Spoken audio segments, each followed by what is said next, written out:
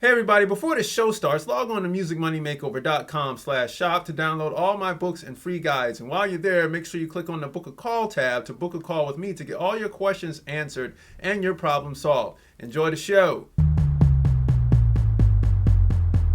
Hey everybody, welcome back to the Music Money Makeover show. I'm just going to give you a quick notice real quick. This may be the only video that will be out this week because I'm recovering from a computer crash.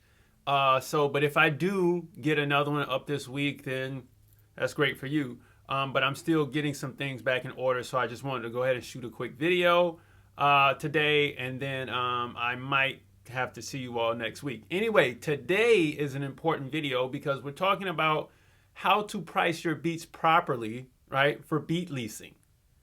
Okay?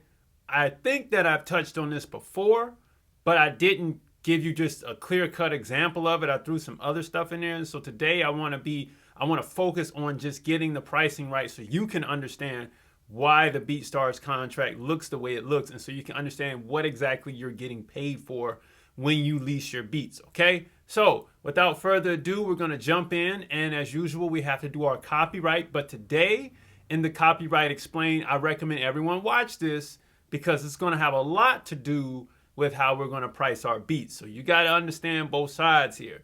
So let's jump right into it. Now, copyright. Well, what does it mean? It's the sole right which an author has in his own original literary compositions, the exclusive right of an author to print, publish, and vend his own literary works for his own benefit. Okay? And then what we're going to do is we're going to jump into the two rights of copy. Now, this is the music industry operates and revolves around two copyrights. I want you to understand that. And they are the sound recording copyright and the performing arts copyright. All right, now I've got a lot more, little pictures and logos in here, and I've because people love that I separated the masters from the publishing so you can understand. Today it's a little bit more convoluted, but as you can see, what I did is something that's going to be coming on in the upcoming course. I'll talk about that later in the video. Is I got my masters over here, and it says Sound Exchange. And then it says DistroKid, because on your masters, these are the two people who will collect in your distribution supply chain, all right? And they only do work on the master recording, okay? So sound recordings, as in records or records, the audio recording file, i.e. WAV, MP3, AIFF, of the composition and or song. That's the sound recording copyright. Okay, now publishing is known as the performing arts copyright. It has nothing to do with the masters. I want you to understand that. Okay, so performing arts as in the composition, sheet music, MIDI files, publishing, or songs to be performed. Now, as you can see, I have the Mechanical Licensing Collective. I have BMI, CSAC, ASCAP, whichever one you're choosing. All right, this is for all my United States people right here. We have Music Reports, a Music Match. We have Harry Fox Agency and Lyric Find. Okay, so Music Match and Lyric Find are lyric agencies. They handle your public display copyright that we'll talk about in a little bit. And then, as you all saw last week, HFA, Music Reports, and the MLC are our mechanical rights royalty collectors. And then ASCAP, BMI, and CSAC are our performing rights collection agency. All right, so I just wanted to put that in so that everybody understands the difference between the sound recording and the publishing.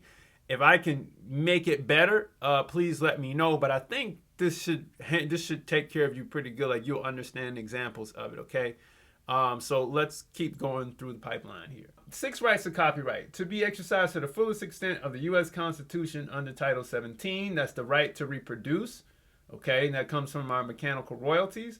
The right to prepare derivative works. All right, that's just making different copies of the copyright. The right to distribute.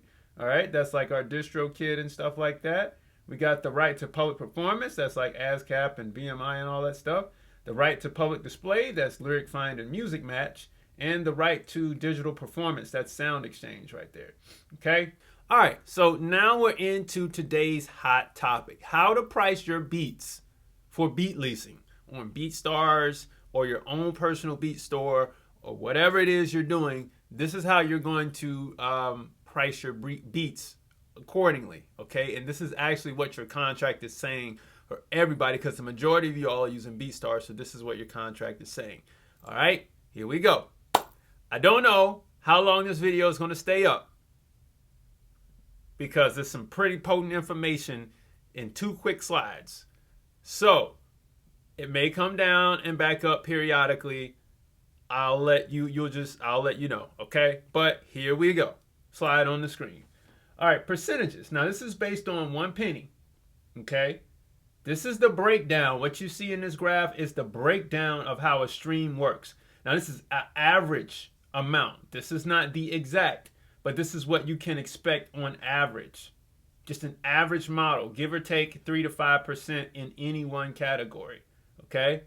I want you to understand it, but this is a ballpark figure that I have here, and it's pretty spot on, okay? So our master royalty rate is 0.005. That's usually the rate you get from Apple Music, Tidal, and Amazon Music, okay? That's that royalty. So that's why I did it based on a penny.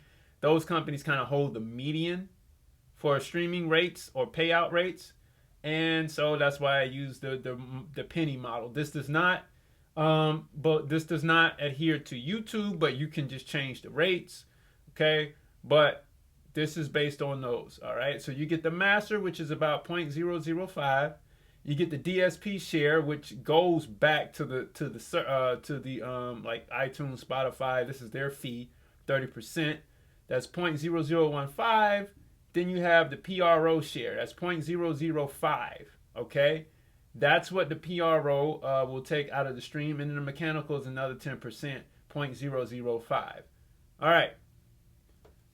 If you have this, for those of y'all who already see where I'm going with this, you can pretty much already tell how much we're charging, but it's not until I dig into this next slide that you will actually see like how close your pricing is on Beatstars and how it relates to the contract on Beatstars. Now, if our stream limit on Beatstars is 100,000 streams, right? This is what you're limiting in the contract, then we have to add up our fees as this. So now this master royalty does not go to you.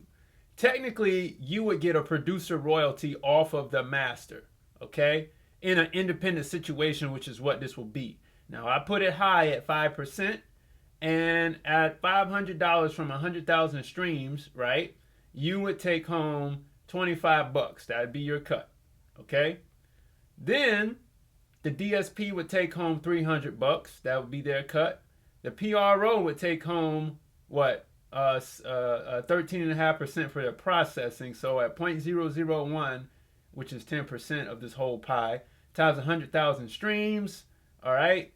And this is on average. This doesn't have anything to do with, you know, the freemium model, the paid prescription, the student subscription, all that stuff. It's just average numbers, all right?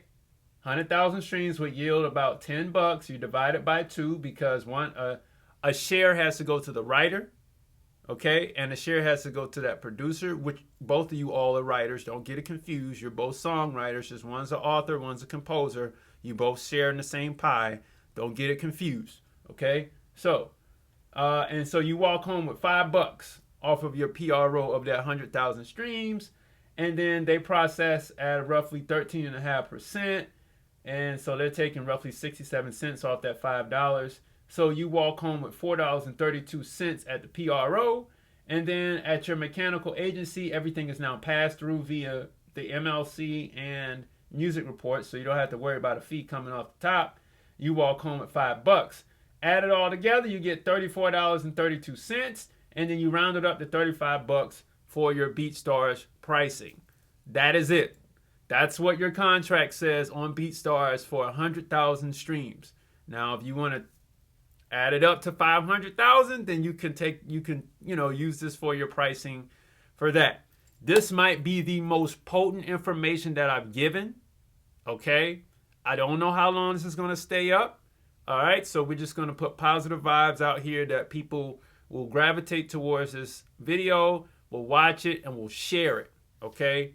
I hope you share it. Please click like below. Please click subscribe, and please drop a comment saying that you love this so that this can rise in the search engine and then more and more people can learn about this stuff, okay? Now, I'm going to make a big announcement here. The producer contract course is finally done. I shot it. I wrote it. It took me a while to go through the contract because I needed to explain it in terms to where everybody would get it. All right, in this contract course, we're going over a full-fledged contract that can be used for independent labels and major labels.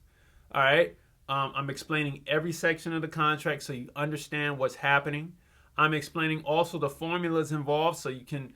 This is a simplified, super duper simplified version of what a producer contract holds. This is not even, it's not even touching the surface. Well, it might barely touch the surface, all right, what you just got today. All right, we're talking about how you're going to be able to advance yourself as a producer so you don't undercharge with major labels, and then how you're also going to be able to, major labels or independent labels who get this course will then know how they should pay their producers and when they're overspending or underspending. All right, producers, you'll know if you're overcharging or undercharging. So this course will be packed full of a lot of stuff for the producers who've been asking about contracts, who've been asking about different things on pricing and all types of stuff to get started. This is for my producers, record labels. I have you coming. It's just a lot more complicated than a producer contract. Okay, so courses will be coming throughout this year, but this one has been a long time coming and it's finally finished. It will be up in the very near future on the site so you can enjoy it. All right, everybody, that's been today's show. Please like, comment, and subscribe below. Share, and I will see you all soon. Peace. Hey everybody, thanks for watching the show. Make sure you log on to musicmoneymakeover.com/shop to download all my books and free guides. And while you're there, click on the Book a Call tab to book a call with me to get all your questions answered and problems solved. I'll see you all soon.